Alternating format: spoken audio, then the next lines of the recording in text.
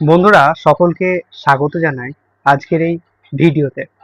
তো তোমাদের মধ্যে অনেকেরই কোয়ারি রয়েছে যে আমাদের এসএসসি যে এক্সামটা হয়েছে মার্চ মাসে, মানে গ্রুপ সি এবং গ্রুপ ডির, তো তার রেজাল্ট কবে পাবলিশ হবে।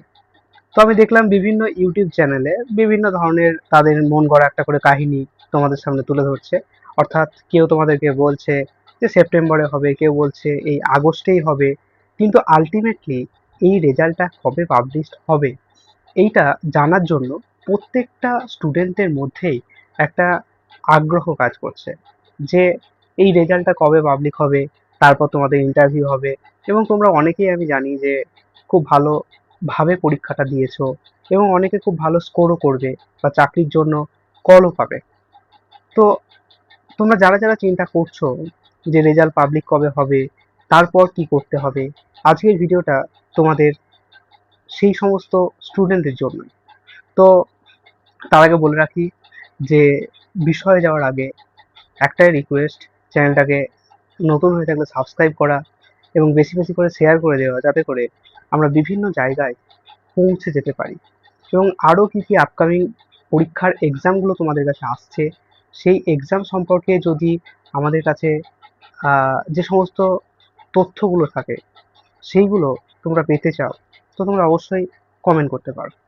তো যাই হোক, আমরা আমাদের যে মূল টপিক, সেই টপিকের দিকেই যাব।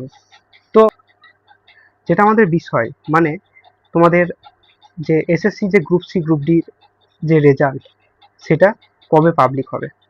তো দেখো, তোমরা প্রত্যেকেই জানো যে এসএসসির যে এসএলএসটি, মানে 9, 10 এবং 11, 12-এর যে শিক্ষক নিয়োগের যে প্রসেসগুলো ছিল, সেটা এখন কিন্তু চলছে। মানে তাদের যে ইন্টারভিউ প্রসেস, তাদের সেই সমস্তগুলো এখন চলছে। তো এইটা খুব তাড়াতাড়ি মিটে যাবে, কারণ ওদের ডেডলাইন আছে যে এই আগস্ট মাস চলছে, এই আগস্ট মাসের 31 তারিখ পর্যন্ত তার মধ্যে ওদেরকে রিক্রুটমেন্ট করে দিতে হবে। তো এদের এগুলো চলছে।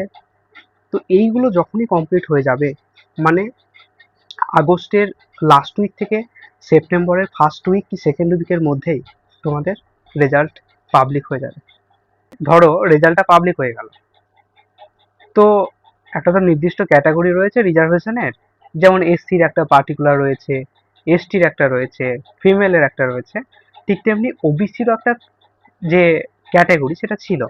মানে তখন যে পরীক্ষাটা হয়েছিল সেই অনুসারে ওবিসি এ এবং বি, এদের 17%, মানে 10% ওবিসি এ এবং 7% ওবিসি বি, এরকম তো একটা ক্যাটাগরি ছিল। এবার সরকার চেঞ্জ হয়ে গেছে এবং ওই যে এ, ওই পার্টটা তুলে দিয়েছে এবং 7% ক্যাটাগরিটা নিয়ে এসছে। এবার প্রশ্ন হচ্ছে যে 7% ধরে হবে নাকি 17% ধরে হবে, এইটা নিয়ে যারা ওবিসি তাদের একটা কিন্তু কনফিউশন কাজ করছে। তো যেটুকু খবর রয়েছে, এসএলএসটি যেভাবে নিয়োগ হচ্ছে সেখানে 17% ধরেই নেওয়া হচ্ছে, যেহেতু এই রিক্রুটমেন্টের যে পরীক্ষাটা সেটা কিন্তু পরীক্ষার আগে হয়েছে, মানে ভোটের আগে হয়েছে, ইলেকশনে। তো তার জন্য তো যাদের ওই ছিল, আশা করি তারাও এই এখানে ওবিসি হিসাবেই আহ, তাদের ডাকটা পাবে।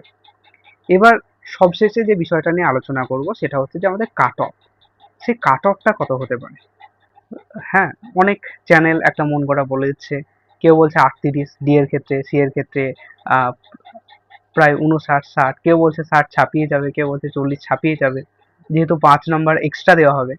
কিন্তু আমি সব দিক অ্যানালাইসিস করে, যেহেতু গভর্নমেন্ট চেঞ্জ হয়ে গেছে, সো যেটুকু হবে কোনো দুর্নীতি ছাড়াই রিক্রুটমেন্টটা হবে।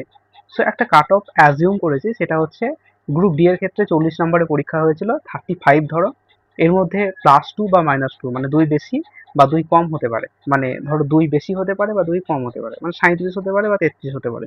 তো এরকম একটা ধরে রাখো, এবং ডি এর ক্ষেত্রে এটা।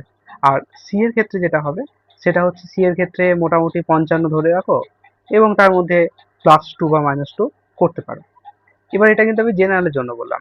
যারা এসসি এসটি বা ফিমেল রয়েছে তাদের ক্ষেত্রে কিন্তু আরো অনেক কম হবে। তো আমার মনে হয় যদি 90% পেয়ে থাকো সি বা ডি দুটোর ক্ষেত্রে, তাহলে তোমরা কিন্তু ইন্টারভিউর জন্য পড়াশোনা করতে লাগো। কারণ খুব শীঘ্রই রেজাল্ট বেরিয়ে যাবে এবং তারপর তোমাদের ডকুমেন্ট ভেরিফিকেশন এবং তারপর তোমাদের ইন্টারভিউ অ্যান্ড দেন কাউন্সিলিং, এইভাবে তোমরা রিক্রুটমেন্টটা হবে। তো আজকে ছিল এটাই তোমাদের যে গ্রুপ সি এবং গ্রুপ ডি বিষয়ের ভিডিও। এরপর কি কি পরীক্ষা আসছে বা এই সম্পর্কে যদি জানতে চাও তো অবশ্যই চ্যানেলটা সাবস্ক্রাইব করো, পাশাপাশি শেয়ার করে দিও যাতে করে বিভিন্ন প্রান্তে ছড়িয়ে পড়ে। ধন্যবাদ।